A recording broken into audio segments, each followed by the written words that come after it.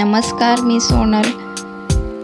गरमी खूप वाढलेली आहे आणि अशा गरमीमध्ये काहीतरी थंड थंड खायला मिळाल्यानंतर किती छान वाटते। चला तर मग आज आपण पाहणार आहोत 2 प्रकारचे मिल्कशेक।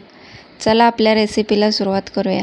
इथे मी एक आंबा घेतला होता, तो पाण्यामध्ये भिजत ठेवला होता आणि त्याचे साल काढून असे त्याचे बारीक बारीक काप करून घेतलेले आहेत। इथे मी मिक्सी जार घेतलेला आहे, त्याच्यामध्ये आंब्याचे काप घालत आहे।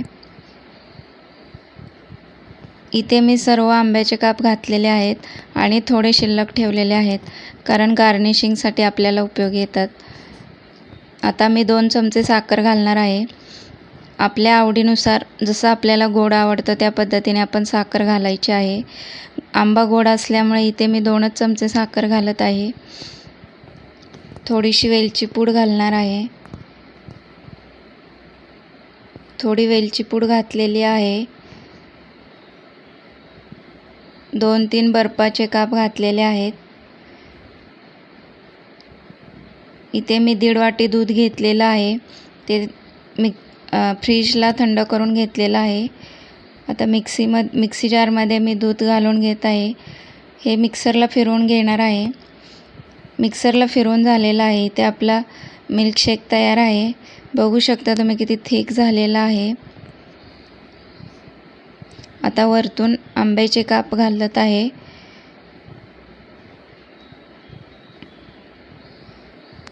इथे आपला मिल्कशेक तयार आहे।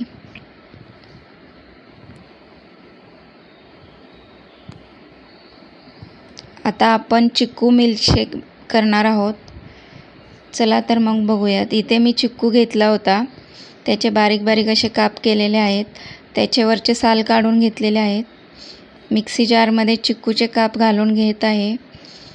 इथे मी 2 चमचे साखर घालणार आहे, कारण चिक्कूही गोड असतो, त्यामुळे मिल्कशेक जास्त गोड होऊ शकतो। आपल्या आवडीनुसार साखर कमी जास्त करू शकता। 2 चमचे साखर मी घातलेली आहे। आता मी थोडी वेलची पूड घालणार आहे। थोडी वेलची पूड घालत आहे। इथे बर्फाचे काप घालणार आहे मी थंड पिण्यासाठी। इथे मी 1.5 वाटी दूध घेतलेलं होतं, ते पूर्ण ह्याच्यामध्ये घातलेलं आहे। दूध मी फ्रीजला थंड करून घेतलं होतं। आता हे सर्व मी मिक्सरला फिरवून घेणार आहे। इथे आपला चिक्कू मिल्कशेक तयार आहे। बघू शकता तुम्ही किती थिक झालेला आहे।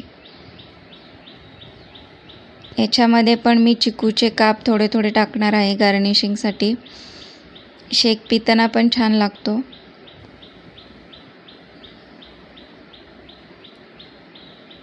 आणि आता मी चिक्कू क्रश घालत आहे।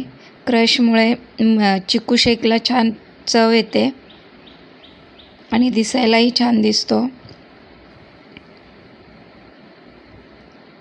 अशा पद्धतीने आपला चिक्कू शेक